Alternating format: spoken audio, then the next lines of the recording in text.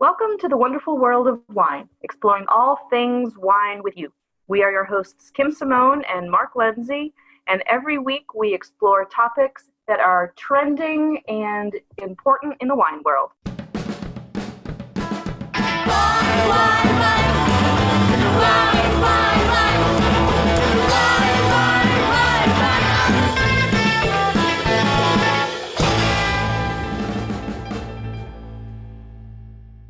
Hello, everyone, and welcome back to the wonderful world of wine. Every week, Mark and I join you, and we explore some of the trending topics in the wine world that we hope will interest you and will get you a little bit more excited about the wine in your glass. How are you doing this week, Mark? Everything's great, Kim. How are you today? I'm wonderful, thank you. Always great talking wine with our listeners, and I'm sure we have a lot of topics to discuss, right? Indeed. So what's first today, Kim? So the first thing that we wanted to talk about today, as people are spending a little bit more time at home, we found a great article from one of our most favorite wine websites, Wine Folly, exploring wine movies that you might have a little bit more time to watch now that you are at home, or maybe you're having to take a break from your employment, and now that it's summer and the kids are out from school.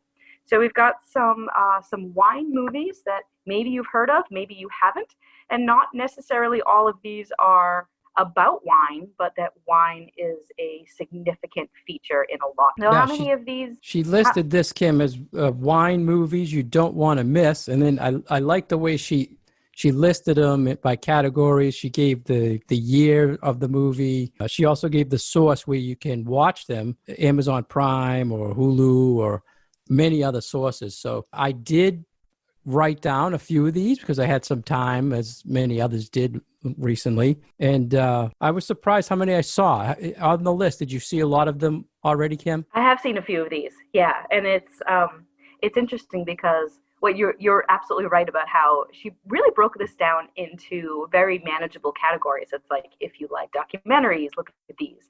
If you want something that's really like wine geeky, here are some ideas. And then there are other ones that are just like, well, wine is a component in these movies, but watch them for something else that it's got going, either really good actors, or it's a fun story, or it's romantic, or, whatever other category you're into when it comes to your movies. So I thought that this was nice because it does have a little bit of something for everyone. And there are new movies, old movies, documentaries, fiction, some things that are based on real events, and other ones that are completely made up. And yeah, hopefully a little bit for everyone. So there definitely are a handful that I have already seen. So I've got some favorites on this list already. So how do you want to tell our listeners about it? You want to just talk about your favorites and I'll tell you about the ones I saw instead of highlighting those? Or Sure. And I think we should probably mention like one per category. So if people have a particular type of wine movie or particular type of movie that they want to see, that this might be something to pique their interest. All right. So you pick a category and one you watch then. How about that? Okay, so there are a lot of different categories on here. So I'm going to go first with the classics category. And there is one on here that I would say probably everyone in my wine generation has seen. Anyone who's been working in the wine industry in the last 20 years has definitely seen Sideways. And that was probably the most influential wine movie of the last 2 decades, because it completely changed the public's perception of the Pinot Noir grape. And after this movie came out, people were just clamoring for California Pinot Noir. And producers ripped up Merlot, ripped up other things, planted Pinot, and we got lots of inexpensive, pretty decent, Pinot Noir on the market. But it completely changed buying patterns, which I think is completely fascinating. So something very interesting where something in popular culture, just as kind of random wine movie, really influenced people's buying habits. Yeah, and I couldn't believe 2000. Oh, yeah, 2004. Matter of fact, just a couple weeks ago, I was flipping. I mean, they were saying to find this on Amazon Prime, but I was flipping through like Cinemax or something one night, and I saw it, and of course I had to turn it on. And a classic movie in the wine world, definitely. And like you said, it drove everybody to drinking more Pinot Noir and hating Merlot. So what's his name? Giamatti, right? Paul Giamatti. Paul Giamatti. Yeah, I think Bart was his father. Great movie.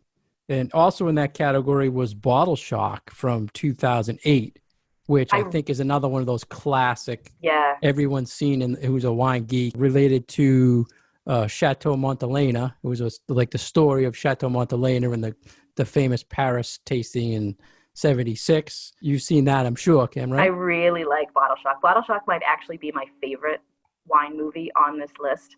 I'm a big Alan Rickman fan, so that might be a part of why I really like this movie. But for me, this movie is fun because it is based on real events. So because we see, a little bit of a fictionalization of something that really happened. This was back in 1976, where California wines were really just starting to come on into the mainstream, and were not even trying to prove a point, but this English guy decided to have a tasting in Paris, and he was pitting California wines, which nobody really thought would do anything exciting, against really classic French wines. And it was a blind tasting, and to the surprise of everyone, the California wines overall came out ahead of their French counterparts. So this, I guess you could call it a pebble dropped in a pond that then had these waves that really had an enormous impact on the wine industry. So this is an event that's really viewed as the birth of the fine wine movement in California. So a very, very important part of wine history, and a story that I like, and a movie that I also am quite fond of. It brought to light all California wines, and it showed all the small guys at the time banding together to promote their products over in France. Classic movie. It was a good scene where he tried to sneak all the bottles on the plane to get them back to France, and he had to have each passenger hold so many bottles because he could only take so much. It's like, you take two, and you take two, and you take two. Good movie. There was a new one on that list that just was released too. It was called Uncorked. Did you see that? Uncorked? I have not seen that yet, but it keeps popping up in my social media feeds as something that I should view. So it's probably something that I should do soon. It had all these classic older movies, and then this Uncorked was just released at the beginning of the year, and I did catch it because it was something new.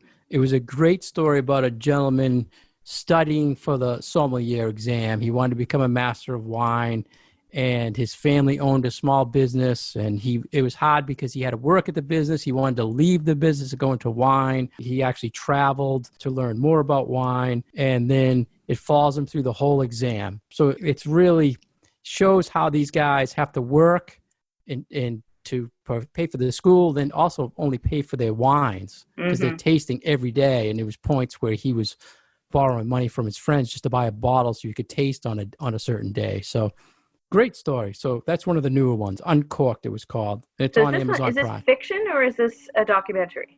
It was fiction. It was fiction. Okay. Yeah, it was fiction. I actually looked them up to see if it was a real thing or it wasn't. So, but good movie. Go ahead. And there are a lot of documentaries on this list too. So that's why I asked, because for some reason when I get little notifications about that movie, in the back of my mind I'm saying, oh, this looks like a documentary. Is this real or is this a fictional movie? So yeah, I liked how they did it.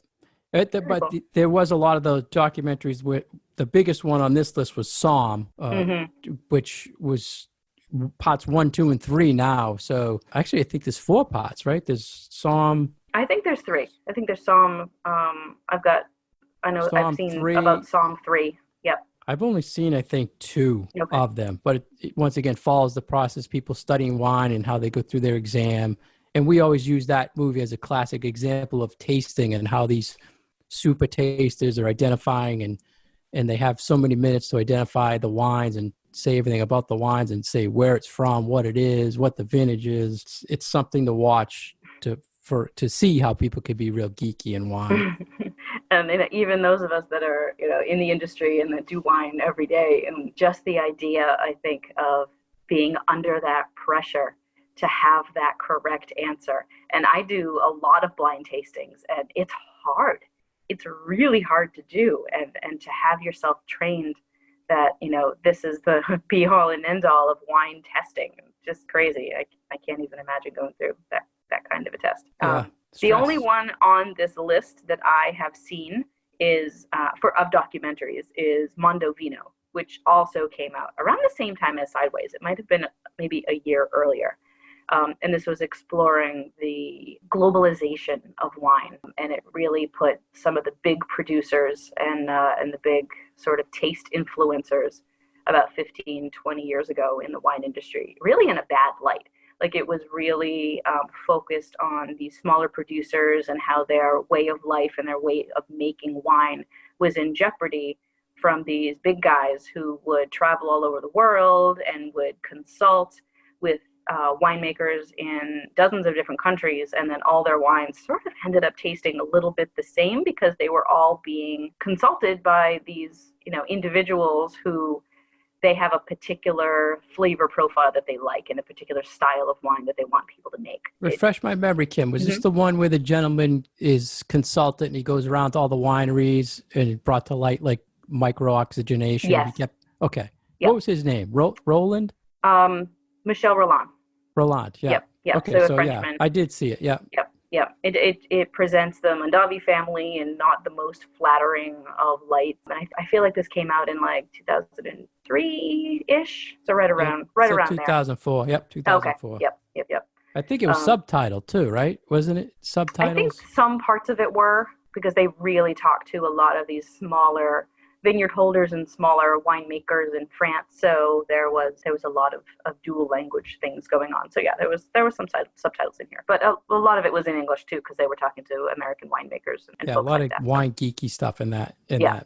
That's definitely a wine. But there are a couple of other ones on here that I think I'm going to check out. There's A Year in Burgundy, and then it's sister movie, A Year in Champagne. And having been to both of those places, and they're near and dear to my heart, I'll definitely check those out. And then there are some others that are, you just put them in like the weird wine category, which I think was really funny. It was something that involved like vampires, and it was just like wine as sort of a tangential part of a movie that had all these other kind of wacky things going on. So. Did you ever see, Kim, on the list there was the Secret of Santa Victoria?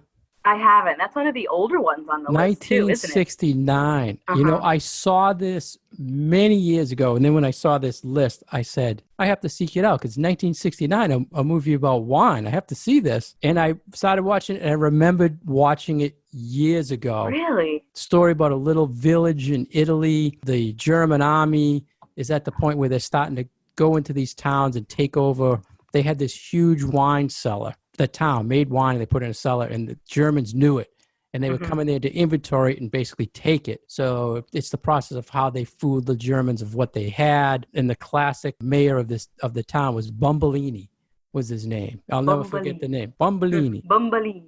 And it was just this normal guy, and he had this plan. And if you haven't seen it and you like old movies, I like old movies, and classic Italian old movie. Oh, I'm totally going to check that out. Yeah, there's so many historical documentations that the French did the exact same thing during World War II, where, they bricked up certain parts of the cellar and they tried to hide all their stuff from the Nazis. And interesting that there's an Italian movie focusing on the exact same subject. Yeah, same thing. So check out this article from Wine Folly.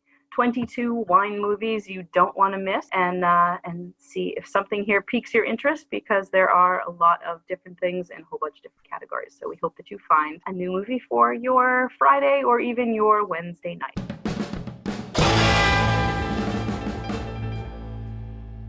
You're listening to The Wonderful World of Wine, and we are your hosts, Mark Lindsay and Kim Simone, exploring all things wine with you. You can find more information about Kim on her website, VinitasWineworks.com. You can find more information about myself on FranklinLiquors.com, and you can find our show on Facebook, The Wonderful World of Wine. Next, we have an article that was in Wine Spectator, and it was talking about why wine grapes are different from fruit that are made into wines. Is that the right thing I was saying there, Kim? Yeah. Like why is it that grapes are used to make wine with so much more success? Why, when wine is just, you think about wine and you know that it's going to be made from grapes as opposed to apples or pears or plums or something else. What is it about grapes that make them so good for being fermented into this wonderful special beverage that we all know and love.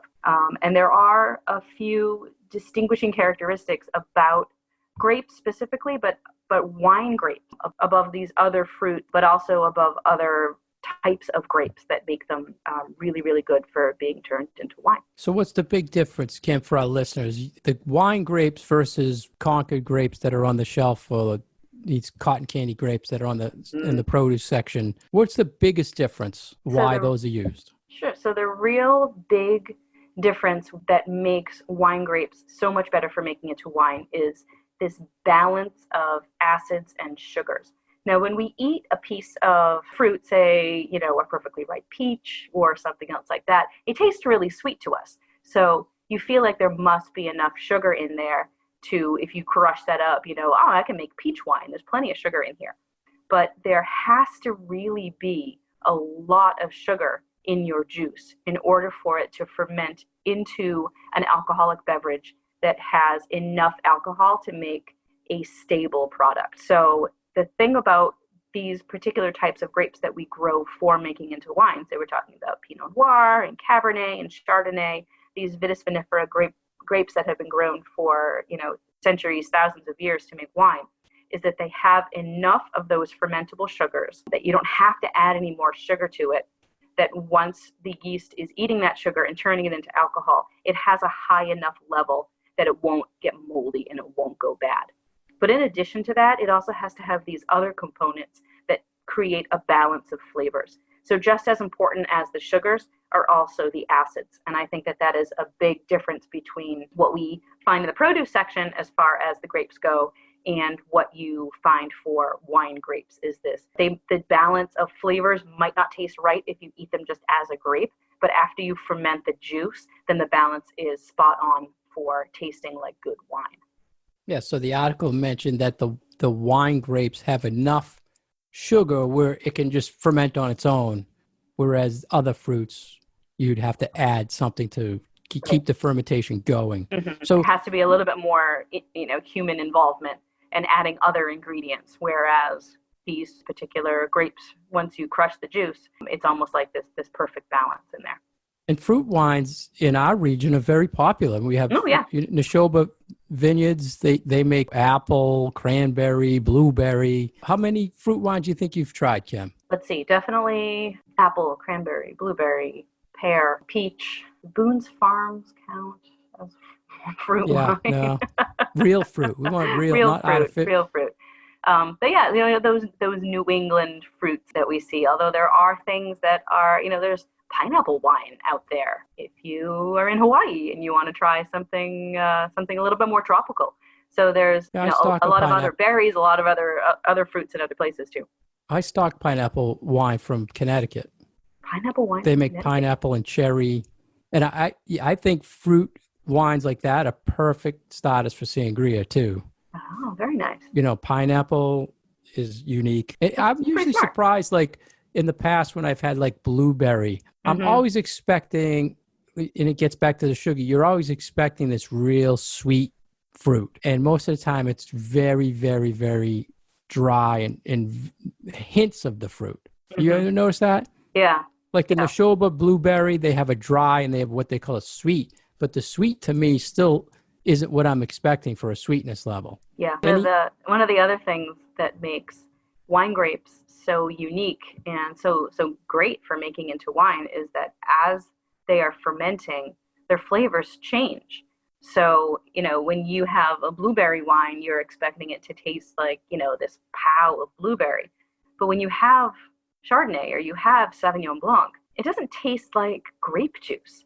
You're getting all of these other flavors that are reminding you of all of these other things. You might get cut grass, you might get citrus fruit, you might get all of these other wonderful flavors, but not grape. And I think with other fruits, when you ferment apples to make cider, it still tastes like apples. When you do the same thing for pears to make perry, it still tastes like pears. But because wine grapes during their fermentation change and they get even more complex than just drinking the juice on its own, that's one of the things that makes them so exciting about being turned into wine, is that they have this almost like magical ability to become something different and become something more complex with their flavors and their aromas and the textures. And you don't really get that with a lot of other fruits. Like there's very, very little that after fermentation, it has all these other flavors, and it's a lot more interesting to smell and taste than wine grape wine. So I think that's one of the reasons why grapes really still come out on top as far as what are we going to ferment into wine. What's the weirdest fruit wine you've seen? Not necessarily tried, but you've seen articles on. I don't know. I've been seeing. You have one in mind that I've been seeing a trend a few times lately about tomato wine. Tomato is a fruit. Have you seen? I have not seen anything about tomato wine. I don't know what would be the interest in that, but I've seen a lot of trending how to make tomato wine. I know you're putting it in a big garden this year. Juice? Yeah. I mean, anything with sugar, right? Yeah, totally true. And the acid level of tomatoes is pretty high, so it might make a balanced wine with tomatoes. That would be interesting. Yeah, I think that's probably the strangest one I've seen. Yeah, that's pretty strange. And there was a local thing being sold on the internet too, so we'll have to get a bottle of that. All right, we are going to taste some tomato wine so that you don't have to, and we'll let you know how it is.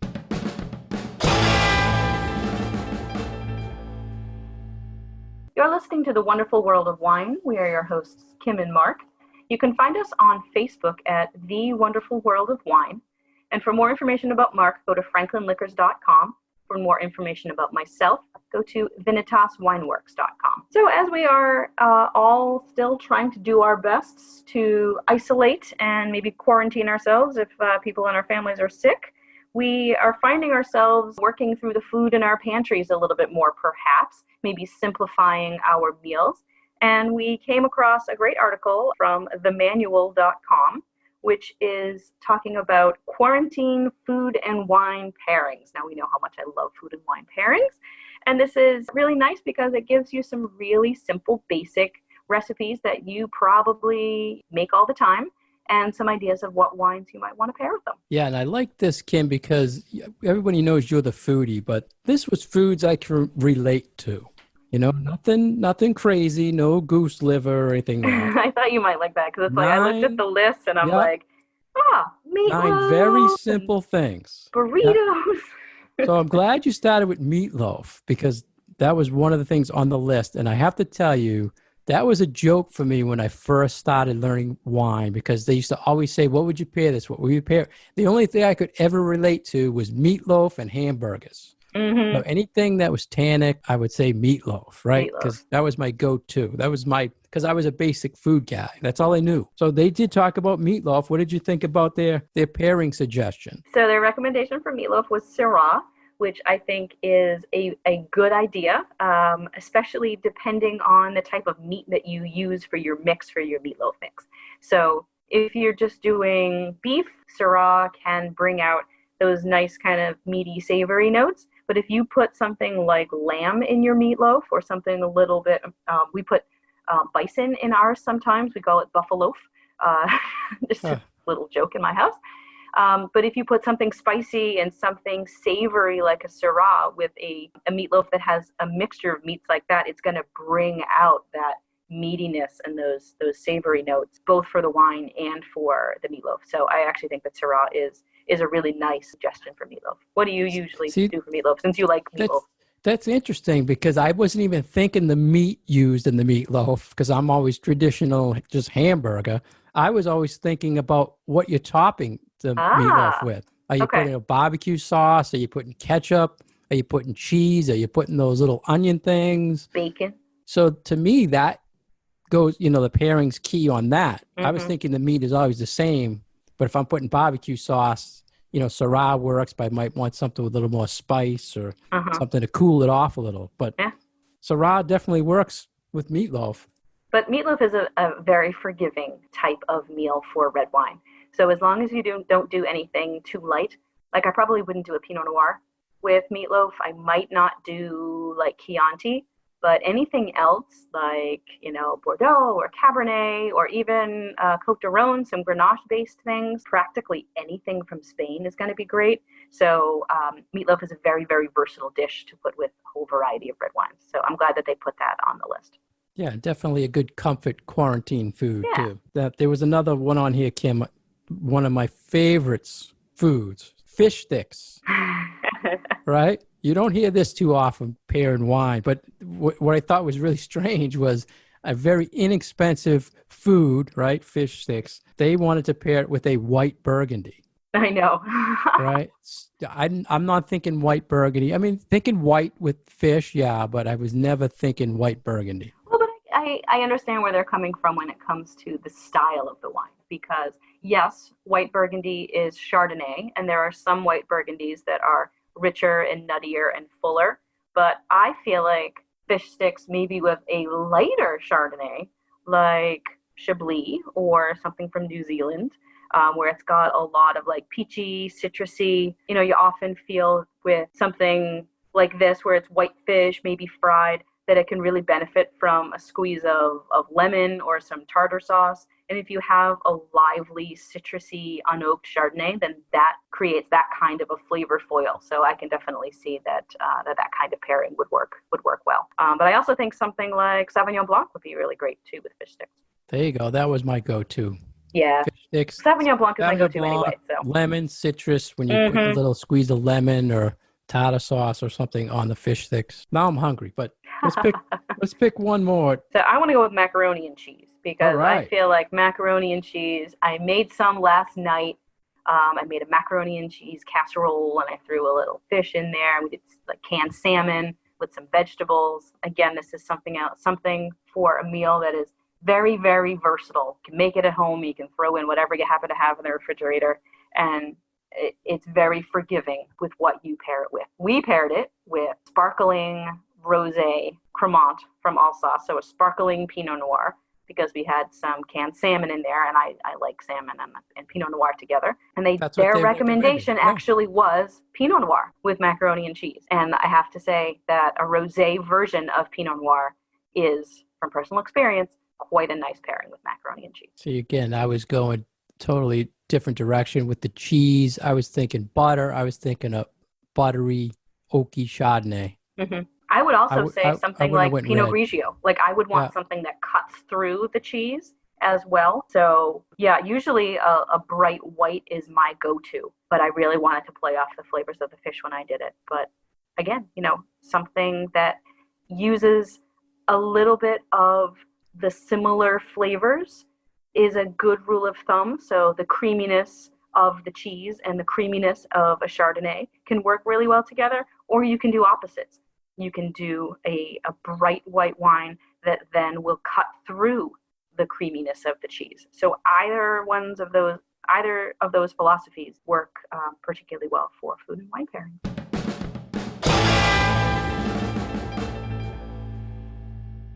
Thank you for joining us this week on The Wonderful World of Wine. We have been your hosts, Mark Lindsay and Kim Simone. You can find us on Facebook at The Wonderful World of Wine. Please feel free to leave us your questions and comments. And you can find past episodes on SoundCloud and iTunes. Cheers. Wine, wine, wine.